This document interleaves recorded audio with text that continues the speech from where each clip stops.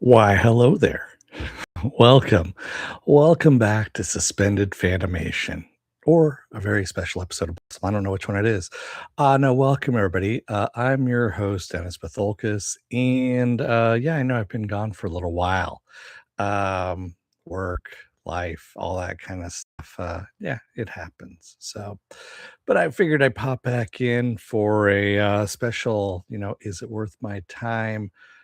Star Wars, The Mandalorian and Grogu. So, since that's out in the theater right now. So, welcome everybody. Let me take care of a little bit of business first, and I'll get down to it. If you like what you see here, like, share, and subscribe someplace around down there. Um, and then also, I mean, you can take a look over at my webpage, suspendedfanimation.com. Stuff is up there, but I haven't updated it in a while. So I'm not gonna lie, I've been kind of lax on that. I haven't been doing much here, quite honestly. Um, but I figured since I covered the first three seasons of The Mandalorian, I might as well cover the movie as well, right? So let's get down to it, shall we? I'll do a spoiler-free version at the beginning here, briefly, and then I'll go into spoilers, is what I'm gonna do here. So spoiler-free version, it's Star Wars. If you haven't watched a Star Wars movie in the last 49 years, you're going to be lost. Why are you starting with this? Also, if you haven't watched the Mandalorian show, they kind of catch up on it. They made this so it is somewhat easy to get into for someone who isn't familiar with the show, but at the same time, um, yeah, you're still going to be lost without the show, quite honestly. Um, so I'm just gonna come out and say it right now.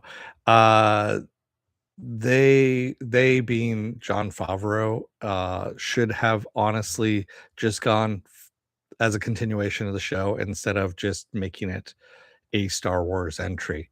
It's entertaining. It is. It is doesn't by any means kind of extend any of the stuff that was in the series at all. So there's no continuation of any kind of the threads that were in the series that continue the movie at all, or continue into the movie, I should say. But it is an entertaining movie. It is a tad too long, probably about I would say 20-30 minutes too long, somewhere around there. And that again is for editing. Um, that said, is it worth your time? Yeah, in the theater. I saw it twice actually. So I saw it in a regular theater and then I saw it in the IMAX theater, not 3D either one. And I saw it in a real IMAX theater, not the FOMAX stuff. You got the 100-foot tall screen and all that stuff. It is shot in IMAX and it shows. There was a difference in the showing between a regular screen and the IMAX screen. The IMAX screen was much more vivid and a lot more wow factor, if you will. This is a spectacle movie. That's what it's supposed to be. Um, if you're looking for a good popcorn movie, a good adventure movie, that's what this is. That's really what Star Wars is all about, is being as George Lucas originally envisioned all of this, it's supposed to be like a 1930s, 1940s serial is what it is. You're dropped down in the middle of the story. I was actually going back and watching some old footage of George Lucas's stuff, and he even says this, that you the Star Wars movies are, you've been dropped down in the middle of this series. You haven't seen the beginning of it, you haven't seen the end of it, and you don't really know where you are in that series, but you're entertained at the same time. Um, and that's what this is. And the reason for this is in the 30s and the 40s when they used to have these serials, you never saw the very beginning of them, you never saw the very end of them. You somewhere came in the middle of most of these episodes. And that's really what this movie is. It's dropping in the middle of a series and having an adventure. That's really what it is. Um, so with that said, is it worth your time? Yeah, it's worth your time if you want to go and have just a nice popcorn action flick kind of thing going on. Is it worth full price? Maybe not. Maybe you'll go and see it in a bargain matinee. I think it would do a disservice if you're just waiting for it to come out on streaming, because it does kind of need a big screen for. And honestly, like I said, the IMAX showing is much better than the regular screen showing. So with that said, I'm going to go into spoiler territory.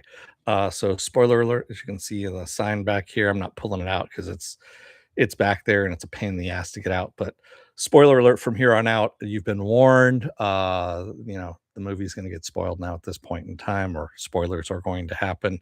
Um, I honestly think that Dave Filoni, or not Dave Filoni, John Favreau should just gone for it, gone full hog on this, and just continued with the storylines from the series, and it would have made it a better movie. It's a good movie. It's a fun action movie, but it doesn't it really doesn't move the Mandalorian storyline at all along at all. It just is an action adventure tale, uh, and we're bringing in stuff from the animated series like they have done before.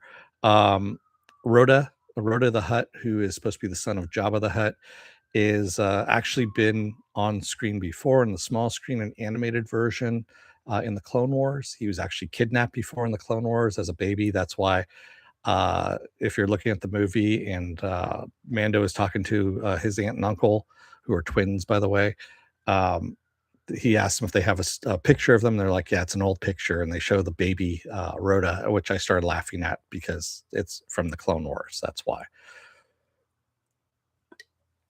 And I'll have to say this much. This movie is pretty violent. I was kind of surprised. I was watching this with a friend of mine who has a small kid who was kind of, auditing the movie, I guess you could say, to see if it'd be good for kids. It is rated PG-13, but I started looking at through their eyes on this, and that first opening scene is pretty much a John Wick, kill scene. He is murdering fucking stormtroopers like you would not believe. I mean, setting them on fire, shooting them, dropping, anvils on them, all kinds of stuff, literally dropping weights on them and stuff like that, kicking them off, high places, all that stuff. And yeah, it's violence throughout the entire movie. Um, so yeah, and a lot of it's not cartoon violence. Um, Sigourney Weaver in this is a general. She is a X-wing pilot and a good addition to this as well. It's a lot of fun having her in here. Also, we have Zeb. I was speaking about the animation stuff. Zeb from Star Wars Rebels. We have the live action version of Zeb here, and it's great. I love Zeb. Uh, he's still cantankerous, and we get to see Zeb in action at some point, actually fighting some stormtroopers with his staff and just fucking up stormtroopers left and right, which was great. Um, but yeah, like I said, if he had gone, if the story had gone full on Mandalorian, just continuing on some of the lore, I think it would have been better. Um, and it would have been a better movie in a way. It's still a good movie. Don't get me wrong. It's still full of action. It's still like a lot of fun, but yeah, it could have been better. And like I said, it could have been shortened up a bit. There are some places, um, like the whole plot of this movie could have been condensed as the subplot, and we could have had more of the Mandalorian, either Mandalore or something like that, be some of the more overlay, or it could have even been another subplot, if you will, on that. And yeah, it just seemed like it was kind of stretched out into almost a two episode, uh, and we're used to seeing this in the animation stuff, quite honestly, and sometimes even the live action as well, where they take two episodes and they extend them out, as one episode. Basically, they just cut it in half, and that's pretty much what this kind of felt like. It felt episodic in a way, but much more money thrown at it in a bigger production value. Um, yeah, so that's where you're at there. Yes, it's worth your time to see it on a big screen. Like I said, I'd go see Matinee, where it's more of a bargain. You don't need to buy the damn popcorn buckets. The popcorn buckets are freaking expensive, quite honestly. And there's lots of different deals out there where I guess they're giving away certain things, different theaters and whatnot. AMC happens to be, and by the way, I'm not getting paid for any of this. They're giving away like cards and stuff like that. El Capitan down in LA, if you're down in the Los Angeles area, is doing limited edition pins. They have like a set of 5 different pins So they're giving those away if you go and see them there, all that kind of stuff. So there's shit to be had everywhere, quite honestly. As you can tell, I've got shit around me as well from all kinds of stuff. Yes, I actually went to Star Wars night down at Disneyland this year, May the 4th, and bought my own set of shit that I have, So obviously, I buy enough as it is, as you can see around me here. Um, so a fun movie, not the most spectacular movie I've ever seen. That's nothing that really blew me away. But yeah, it's a fun movie. So there you have it. So what else do I have going on? Well, I'm thinking about coming back and just doing a few other things like I'm thinking I might want to go back and review the Punisher, One Last Kill, because I've got some words about that one. I might come back and do also Daredevil Born Again season 2, since I did season 1. I'd figured I might just do that as well, because again I have words about that one too. And kind of one of the things I was thinking about doing, because I just saw it last night as well, was I Love Boosters. That is the Boots Riley movie that's out. Kind of an under the radar film. This year is turning out to be a very strange year for smaller movies, quite honestly. So things like We Bury the Dead, um, what else is there? Good Luck, Have Fun, Don't Die, things like that. So your smaller movies, I Love Boosters, that kind of thing, have been very kind of odd in a way, in a good way, quite honestly. And I haven't seen this kind of weirdness in movies coming out in a while. I want to say since like around the 90s, early 2000s, somewhere around late 90s, early 2000s. So I'm thinking of just coming back and touching on a few of those movies, just because I'm kind of impressed that some stuff is coming out the way it is. Also, it's a big swing as well with the state of the industry, the way it is. Um, a lot of people aren't taking chances with movies like that anymore, and or they're taking them over to streaming, if you will, or they're just going straight over to streaming. I guess Henry Cavill is learning that the hard way with Amazon. I guess his Voltron series is going to go straight to streaming. It's not going to hit the theaters, which kind of sucks. But yeah, there you have it. Anyway, let me know what you think in the comments if you want me to come back in and do a few of those. Otherwise, I'm going to let you guys go. This is going to be a short and sweet one. Thank you to all two of you that are in the chat. I think Mark, you're one of them. And thank you out there if you've watched, this video to the end.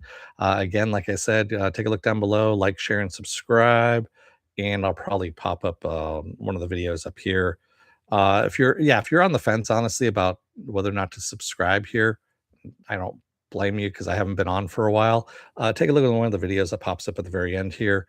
YouTube takes the algorithms of all the stuff you've been watching, all those naughty videos, and they try and pop one of my videos up here that kind of matches whatever deviant crap you've been watching on YouTube there. And if you like what you see there, hit that subscribe button and then let me know what you think. Otherwise, who do I have? I have, sorry, that font is like really freaking small. Ooh, that is Movie Thoughts. There we go. Um, the film seemed for kids despite the PG-13. Yeah, it really was. There are parts of it that were seemed for kids. I'll say the same thing there. Yeah, there are parts of it that seemed for kids, and then there was a lot of it that were for adults. And I'm like, where do you want to go with this, man? I mean, you're going over the top on the violence, but then you have the kid stuff in with the Grogu stuff and the Antizellans, I believe is what they're called, the little Babu Frick guys. So yeah, it kind of went one way then the other, and it was a bit much, quite honestly, in tone, if you will. And again, like I said, it was more, the first half was more violent, the second half was more kid friendly. It was very, like I said, two episodes, if you will, melded together. With that said, I'm gonna let you go. Thanks, everyone. Excuse me. It's been a while since I've done this, so obviously, yeah, I'm crapping out there. Thanks, everyone. I will see you again next time if you want. Otherwise, I'm gonna let you go. Thank you, and don't let the door hit your ass on the way out. Otherwise, you might have a bounty thrown up on your ass from Mando, and yeah, whatever. Or Rota's gonna be, part of the rebels. I don't know what's going on. Thanks, everyone. I will see you again next time. Until then, be safe, take care, be well, and I'm gonna try and figure out how in the hell to close this now because now they have moved all my buttons here, so I don't know exactly where everything is now. Thanks, everyone. Have a good rest of your night, and stay safe out there. Thanks, everyone. Good night. Oh, wow. Yeah, they really have done a really good job of hiding buttons now. Fantastic. And yeah, this is going to be kind of embarrassing now, obviously. Oh, wow. There we go. Now I found it. It's at the very top of the screen. That's how long I haven't done this in such a long time. They've actually moved all the buttons to the top of the screen. It used to be like there was a little button here on the screen that you could do this. Okay. And obviously, I'm not editing that out because I don't edit really my stuff. So, I'll see you next time. Thanks, everyone. Take care and see ya.